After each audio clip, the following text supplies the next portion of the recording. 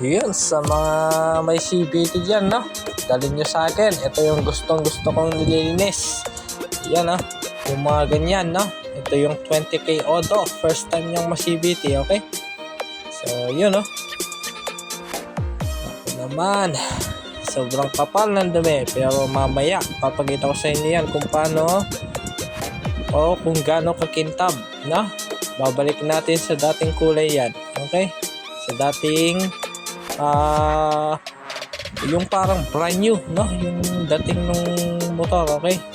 So yan yung slider, papalitan natin yan.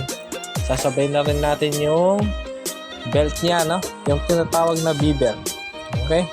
Yan naman yung takip niya, sobrang itim, no? Dapat kulay gray yon.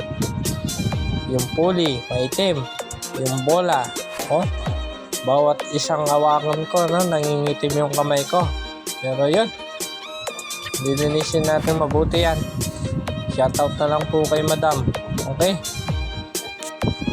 So yun, sa isang oras na pagtsatsagang paglilinis natin sa CVT ng ating customer, no, eto na, this is it.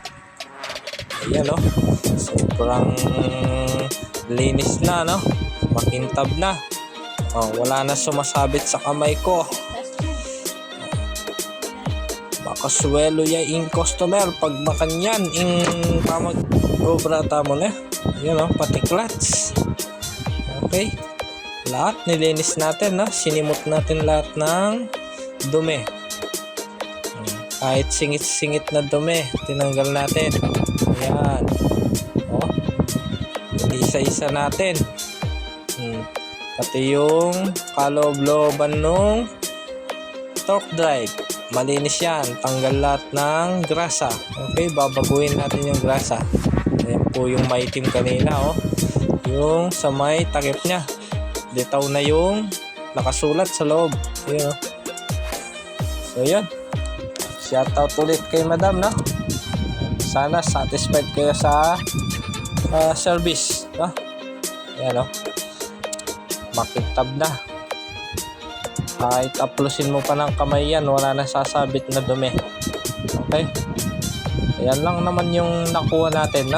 Yung nalikom natin, sobrang itim.